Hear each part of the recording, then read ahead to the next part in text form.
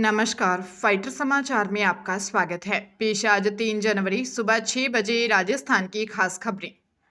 श्रीगंगानगर के रायसिंह नगर में 91 लाख रुपए की फिरौती वसूली के मामले में पुलिस ने अब तक कुल 8 आरोपियों कुलदीप कुमार बिश्नोई निवासी 35 एनपी, कुलदीप के भांजे अमन बिश्नोई निवासी सतजंडा, रामस्वरूप निवासी 3 ISW, कुलदीप का बेटा और मुख्य कड़ी योगेश बिश्नोई, जयमल निवासी 32 PS सावंतसर, जयपाल निवासी 32 PS सावंतसर, मनीष निवासी वार्ड नंबर 6 सूरतगढ़ और घनश्याम निवासी वार्ड नंबर 4 को गिरफ्तार किया है। पुलिस ने 29 दिसंबर की रात बाजूवाला चौक पर नाकाबंदी के दौरान एक लग्जरी कार से 91 लाख रुपए बरामद किए थे। जांच में सामने आया कि यह रकम गुजरात के एक व्यापारी से लॉरेंस गैंग के नाम पर वसूली गई थी, जिसे जोधपुर के रास्ते पंजाब भेजा जा रहा था। शुरुआत में पकड़े गए 4 आरोपियों कुलदीप, अमन, रामस्वरूप और योगेश को कोर्ट ने 7 जनवरी तक पुलिस रिमांड पर भेजा है।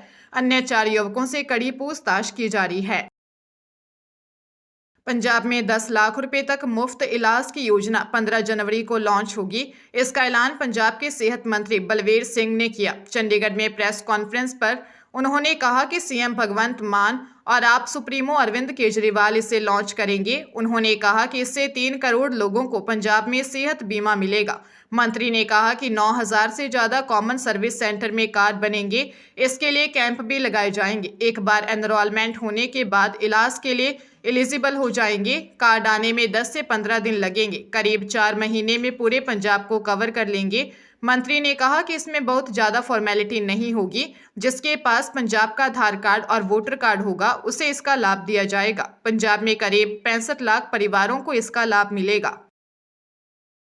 पिछले साल मार्च महीने में जिन राजस्व गांवों को शहरी सीमा में शामिल किया गया है, उन गांवों की एग्रीकल्चर जमीन के कन्वर्जन के संबंध में सरकार के 3 विभागों के प्रमुखों ने एक ज्वाइंट आदेश जारी किया है। इन आदेशों के तहत अब इन गांवों की जमीनों का कन्वर्जन संबंधित क्षेत्र के नगरीय निकायों में ही होगा।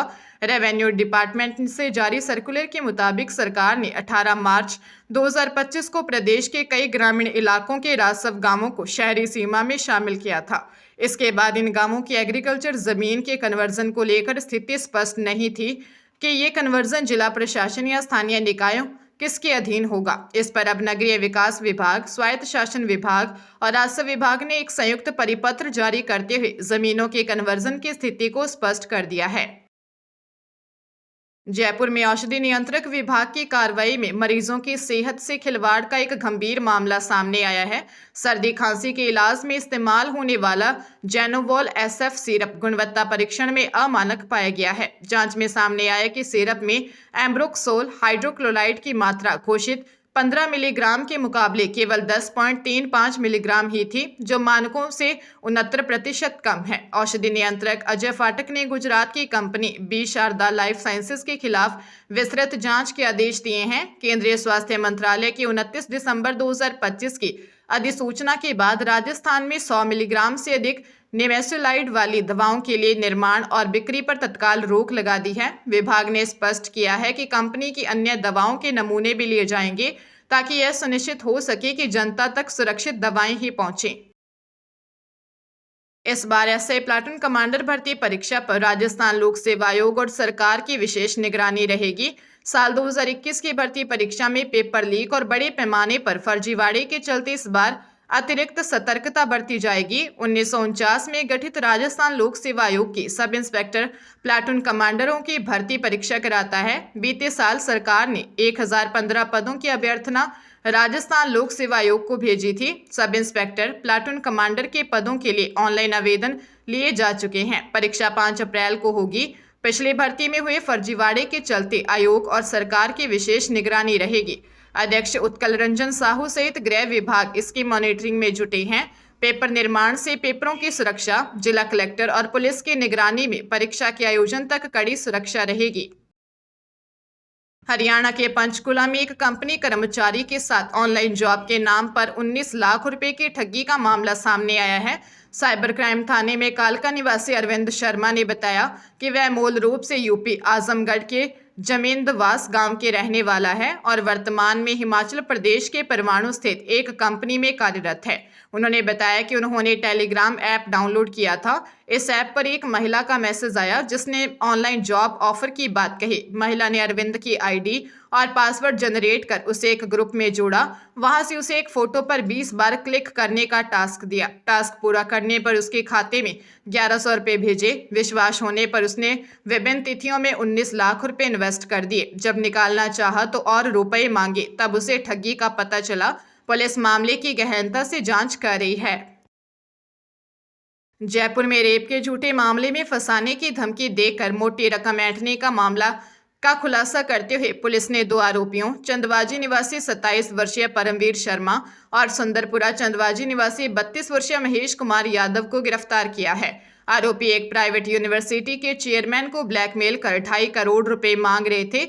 आपत्तिजनक फोटो वायरल करने की धमकी देकर चेयरमैन पर दबाव बनाया जा रहा था। पुलिस जांच में सामने आया कि आरोपियों ने नेम्स यूनिवर्सिटी के स्टूडेंट वेलफेयर निदेशक दीक्षा शर्मा के माध्यम से भी दबाव बनाने की कोशिश की।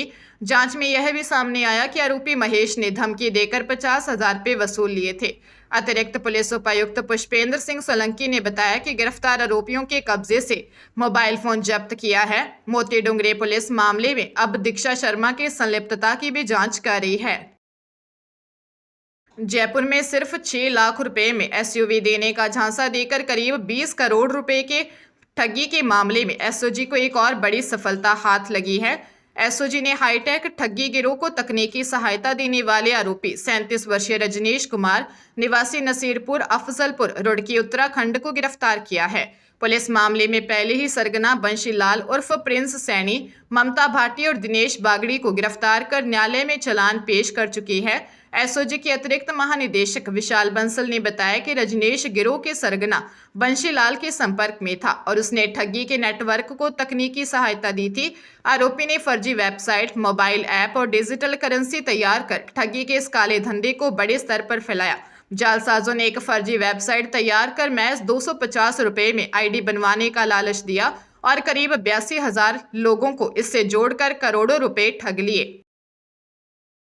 केंद्र सरकार की ओर से गत वर्ष 22 सितंबर को किए गए जीएसटी रिफॉर्म के तहत पर्सनल लाइफ और हेल्थ इंश्योरेंस प्रीमियम पर जीएसटी को शून्य किया गया था।